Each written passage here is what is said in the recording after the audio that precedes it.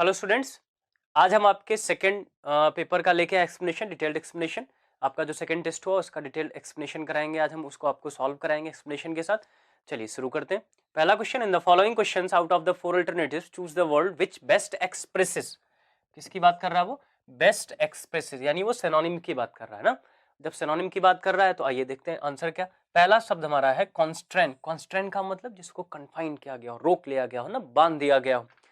यानी कहने का मतलब ये सीधे सा कहना चाह रहा रिस्ट्रिक्ट, जिसको रिस्ट्रिक्ट किया गया उसी को हम कॉन्स्ट्रेंट बोलते हैं। तो इसका सिमिलर वर्ड क्या मिला हमको? रिस्ट्रिक्ट मिला। स्ट्रेस का मतलब स्ट्रेच करना, किसी चीज को फोर्सफुल, फोर्स करना, दबाव बनाना। कॉन्ट्राडिक्ट का मतलब उल्टा, विरोधी। और ऑब्स्ट्रैक्ट का मतलब बाधा। यानी हमारा जो राइट आंसर है वो क्या होगा? रिस्ट्रिक्ट होगा। चलिए next question. In the following questions, out of the four alternatives, choose the word which is opposite in meaning. क्या जानना चाह रहा है बच्चे? Opposite in meaning, यानी एंटोनिम्स की बात कर रहा है। एंटोनिम्स, अब हमारा शब्द क्या है? Non conformist. नॉन कन्फर्मिस्ट का मतलब एक ऐसा आदमी जो कन्वेंशनल चीजों को नहीं मानता है ना, जो परेशान, जो नई चीजें करने के लिए परेशान रहता है, जो कन्वेंशन में चीजें उनको वो अडॉप्ट नहीं करता, उसको हम बोलते हैं नॉन कन्फर्मिस्ट। तो यहाँ पे देखिए पहला ही लिखा हुआ कन्वेंशनल, यानी जो बनी बनाई थियरी पर, बनी बनाई रीति रिवाजों पर काम करता होगा। तो इसका अपोजिट क्या होगा? कन्वेंशनल होगा। प्रैक्टिकल मतलब जो सारी चीजें प्रैक्टिस करके देख लेता है। फैशनेबल मतलब जिसको फैशन पसंद होगा। और नोमैड का मतलब होता है मूवेबल, जो इधर उधर मूव करता रहता है, जो रुकता नहीं कहीं ना। इसका मतलब राइट आंसर हमारा क्या होगा? कन्वेंशनल। क्लियर हो गया बच्चे?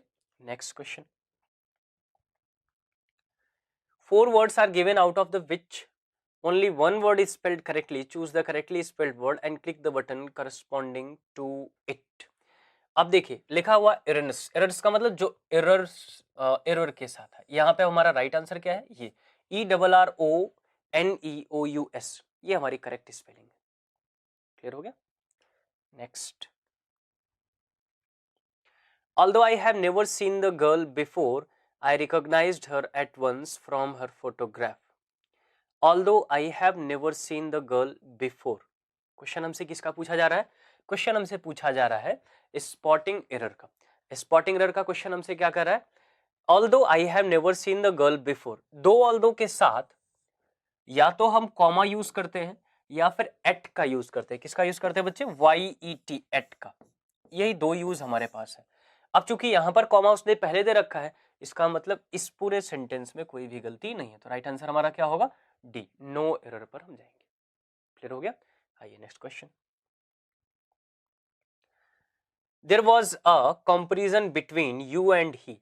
आप एक रूल पढ़ते हैं, बिटवीन के बाद हमेशा ऑब्जेक्टिव केस का यूज किया जाता है। बिटवीन के बाद हमेशा ऑब्जेक्टिव। अब यू आपका सब्जेक्ट और ऑब्जेक्ट दोनों में यू लिखा जाएगा, लेकिन आपका ही जब हम ऑब्जेक्टिव केस में आएंगे तो ही की जगह हमको क्या लिखना पड़ता है बच्चे? हिम। यानी यहां से ही हटा के हम यहाँ क्या लिखेंगे? हिम लिख देंगे। आंसर हमारा सही हो जाएगा। यानी करेक्ट आंसर हमारा क्या है? सी। क्यों? क्योंकि बिटवीन के बाद हमेशा क्या आएगा? ऑब्जेक्टिव केस आएगा। Clear that? Next. He flowed into a rage at the very sight of that man. He flowed into a rage at the very sight of that man. इस सेंटेंस में कोई भी गलती नहीं बच्चे, ये सेंटेंस नो एरर का है, यानी एरर फ्री है। आप डी लगाएंगे। नेक्स्ट। अब यहां से हम आ गए फिल इन द ब्लैंक के क्वेश्चन पर। पहला क्वेश्चन है ही इज कनेक्टेड, क्या? Respectively connected. रिस्पेक्टिवली क्यों लिखा हमने? क्योंकि कनेक्टेड यहां पर यूज हो रहा है V3, यानी ये एडजेक्टिव की तरह, पास्ट पार्टिसिपल एडजेक्टिव की तरह।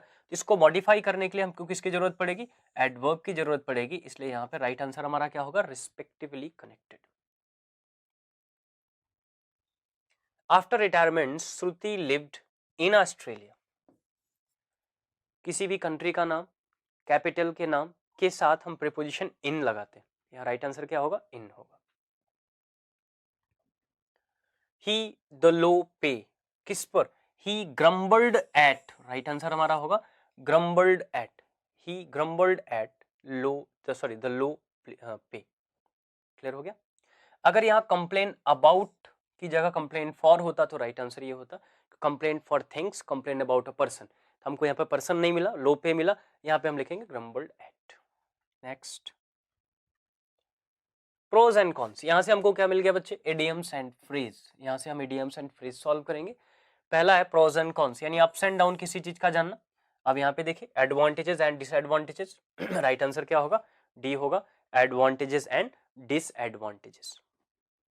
Next, once in a blue moon, once in a blue moon का मतलब होता है वेरी रेयरली, जो बहुत मुश्किल से मिले, उसको हम क्या बोलते हैं, once in a blue moon, very rarely. Next, fish out of water, मछली को पानी से बाहर निकाल देंगे तो क्या होगा, अनकंफर्टेबल सिचुएशन होगी ना, देखो यहां लिखा एन अनकंफर्टेबल पोजीशन, यही हमारा राइट आंसर होगा। Next, a remedy for all disease, एक ऐसी रेमेडी जो सभी डिजीज को क्योर कर सकती है, इसको बोलते हैं रामबाण, इंग्लिश में बोलते हैं पेनेसिया, रामबाण। क्लियर हो गया। Next, of the highest quality, of the highest quality, of the highest quality अगर होगी तो इसको हम क्या लिखेंगे, सुपरलेटिव। हाईएस्ट किसके साथ आएगा, सुपरलेटिव के साथ आएगा, तो इसका राइट आंसर क्या होगा, सुपरलेटिव।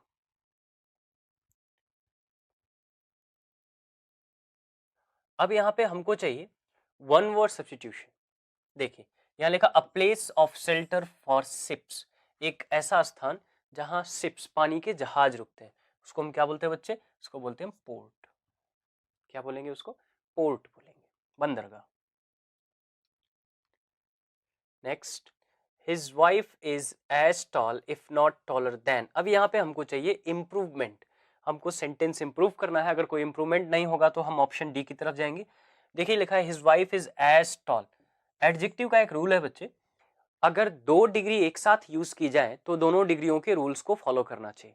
यहां पर पहले क्या आया, पॉजिटिव डिग्री, यहाँ पे आया कंपैरेटिव, तो कंपैरेटिव डिग्री के बाद क्या आना चाहिए, देन आना चाहिए, लिखा है। लेकिन पॉजिटिव डिग्री को जब कंपैरेटिव डिग्री की तरह यूज करते हैं तो हम एज का यूज करते हैं, यानी हमको टॉल के बाद भी क्या चाहिए, एज चाहिए, उसके बाद सेंटेंस चाहिए। अब ये किस ऑप्शन में है, तो ये ऑप्शन ए में लिखा है, राइट आंसर हमारा ऑप्शन ए होगा। Next, he is a fast bowler of repute, but his yesterday's performance was not up to the mark। क्या बोल रहा है, he is a fast bowler। अब यहां देखिए उसका राइट आंसर होगा, अब इसने लिखा but his yesterday's performance, yesterday's performance नहीं लिखा जाता बच्चे, राइट आंसर होगा परफॉर्मेंस फॉर यस्टरडे, उसने कल जो परफॉर्मेंस दिया उस पर हम बात कर रहे हैं, तो राइट आंसर होगा performance for yesterday. Next, owing to his respiratory problems, the doctor has told him to refrain from smoking। अब इसका राइट आंसर क्या होना चाहिए, क्या पूछ रहा है वो, उसके रेस्पिरेटरी प्रॉब्लम में, रेस्पिरेटरी सिस्टम में प्रॉब्लम थी, डॉक्टर ने उसको क्या बताया, told him to refrain from, refrain from मना करना, तो यहाँ पे राइट आंसर सही है, रिफ्रेन फ्रॉम। तो यहाँ पे हमारा राइट आंसर क्या होगा, नो इंप्रूवमेंट, यानी हम इस सेंटेंस में कोई भी इंप्रूवमेंट नहीं करेंगे, सेंटेंस हमारा सही है। Next, he is suffering from fever for a week, he is suffering from fever for a week, यहाँ पे सिंस या फॉर के साथ टाइम दिया है, तो फॉर के साथ टाइम दिया तो इसका मतलब ये परफेक्ट कॉन्टिन्यूअस होगा, परफेक्ट कॉन्टिन्यूअस होगा तो राइट आंसर क्या होगा, he has been suffering from fever for a week। Clear हो गया। Next, none knows how it was happened, none knows how it happened, आप सीधा लिखिए how it happened। टेंस का एक रूल है, अगर आप रिलेटिव प्रोनाउन की तरह इसको यूज करते हैं WH वर्ड को, तो सहायक क्रिया लगाने की जरूरत है। दूसरा, इसने पैसिव वॉइस बना रखा है इसको, तो पैसिव वॉइस बनाने की जरूरत है, आपसे चले कि हाउ इट हैपेंड, यह कैसे हुआ, राइट आंसर हमारा क्या है, ऑप्शन सी। नेक्स्ट, यहां से मिला हमको पैसेज, यहां से हम बात कर रहे हैं पैसेज के बारे में, आइए पैसेज को सॉल्व करते हैं और देखते हैं क्या है। The snowstorm was getting worse. White flake whirled around us as we fought our way against the wind. I had almost given up hope of sheltering when we found an abandoned log cabin in front of us। एक snow storm की बात कर रहे हैं जहां ये लोग फंसे हुए थे, तो इन्होंने अचानक से केबिन पाया जहां पर ये अपने आप को शेल्टर दे सकते थे, उसके बारे में आगे बात कर रहे हैं। आई squeeze through the door of the cabin and stepped cautiously inside with Jane close behind me। उन्होंने दरवाजे को धक्का दिया खोलने का, चूंकि हवा तेज थी ना, दरवाजा खुल नहीं रहा था, धक्का देकर दरवाजे को खोला और फिर एंटर कर गए। वो किसके साथ? जेन के साथ, एक आदमी और इनके साथ है, जेन के साथ। It was dark and musty smelling. ये आप जो केबिन था जिसमें एंटर किए, थोड़ा डार्क था, अंधेरा था, मस्टी स्मेलिंग, अजीब सी स्मेल आ रही थी, but at least it was sheltered and dry. हाँ, लेकिन ये था कि इसमें शेल्टर तो मिल गया, इनको छाया तो मिल गई, और ड्राई, सूखा भी था, बाहर तो स्नो हो, बर्फ गिर रही थी। Glad to be out of the storm, हमको ये खुशी हुई, चलो हम स्टॉर्म से बाहर आ गए। We settle down on the dusty floor, उसके हम धूल भरे फर्श पर बैठ गए। To wait for a break in the weather, हम ये देख रहे थे कि ये वेदर कब खत्म होगा, यानी हमको ये स्नो कब बंद होगी और हम बाहर निकलेंगे। व्हाट इज दिस, ये क्या है? आस्क जेन क्यूरियसली, आस्क ने बड़े क्यूरियस होकर पूछा, ये क्या है? Her hand closing over something shiny, उसका हाथ किसी एक चीज को टच किया जो शाइनी, चमकदार था। She held it up to the weak ray of light, तो उसने उसको उठाया एक झिलमिलाते हुई लाइट में और उसको देखा। क्या था वह? That pierce the gloom, a gold necklace glittered and shone, एक गोल्ड नेकलेस वहां पर दिखाई दे रहा था जब लाइट में उन्होंने देखा। Its ruby pendant was a lustrous wine red in faint beam, इस पर क्या लगा हुआ था? रबी पेडेंट था। अब जो है जैसे लाइट में देखा उनको थोड़ा सा आश्चर्य हुआ। क्यों आश्चर्य हो रहा है? देखो, strangely there was no dust on the necklace, necklace पर कोई डस्ट नहीं था। इट मींस अभी अभी वो नेकलेस वहां पर गिरा था। इट वॉज ऑलमोस्ट एज दो it had dropped from the throat of its owner moment से, वो ऐसा लग रहा था जैसे कुछ देर पहले ही, जस्ट कुछ देर पहले ही वो ओनर के गले से गिरा हुआ है। अब आइए क्वेश्चन देखते हैं। We gazed at each other speechlessly, what strange mystery had we accidentally stumbled upon. अच्छा, हम दोनों ने एक दूसरे को ऐसे आश्चर्य से देखा कि कौन सी ये मिजरी है जो अचानक से किसी का नेकलेस यहाँ पर गिरा और हमसे पहले कोई यहाँ इंटरव्यू नहीं किया है ना, ये सरप्राइज उनको हुआ। अब आइए क्वेश्चन पर। What had the writer given up hope, writer को होप कहाँ मिला? To be able to withstand this snow storm, नहीं, to be able to fight her way, नहीं, that the snow would improve, नहीं, टू फाइंड शेल्टर फ्रॉम। अब देखो यहाँ ये राइट आंसर था ना, उसने क्या कहा? होप कहाँ मिली? I had almost given up hope of sheltering when we found, ये लिखा ना, when we found an abandoned lock cabin in front of us. Right answer क्या हुआ? To find shelter from the wind. Right answer हमारा D है। Next question. What did the two friends find while searching for shelter, उन दोनों दोस्तों को क्या मिला जब वो शेल्टर सर्च कर रहे थे? अ हॉन्टेड हट, अ वेरी ओल्ड हट, अ स्मॉल हट, अ डिजर्टेड हट। क्या मिला उनको? एक डिजर्टेड हट मिला था ना, मतलब अकेले पड़ा हुआ था, उसमें कोई था नहीं। तो हम किस पर आंसर लगाएंगे? डिजर्टेड हट पर, क्योंकि यहाँ देखो ना अबेंडेंड लिखा हुआ ना, तो यहाँ पे राइट आंसर क्या होगा? डिजर्टेड हट। Why did the writer step cautiously inside the cabin?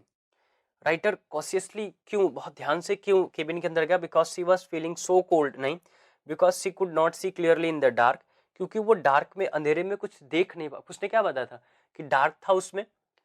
देखो ये लिखा, it was a dark and musty smelling, तो डार्क था ना, इसलिए वो बहुत आराम आराम से अंदर घुस रहा था। तो यहाँ क्या लिखेंगे? Clearly in the dark. Next. What did Jane find, Jane को क्या मिला? A necklace made of gold, a golden necklace with a pendant on it, यही था ना। देखो गोल्ड नेकलेस तो मिला, लेकिन क्या था? पेडेंट इसके ऊपर। अब यहाँ पे राइट आंसर हमारा क्या होगा? A golden necklace with a pendant on it. Last question हमारा क्या है? What was the strange thing about the necklace? It was made of marble, नहीं, there was no dust in it, it was pink in color, there was a picture on the pendant, ये सब तो नहीं था। आश्चर्य किस बात का था? There was no dust on it, अब इस पर कोई डस्ट नहीं था, यानी जस्ट अभी अभी ये गिराया गया था। यही उनके सरप्राइज का विषय था। क्लियर हो गया बच्चे? ये 25 क्वेश्चन आपको टेस्ट के मिले होंगे, वो 25 क्वेश्चन हमने सॉल्व कर लिए। एक बार आप अपने आंसर मैच करा लीजिए और अपने आप को इम्प्रूव करने का प्रयास करिए। Best of luck.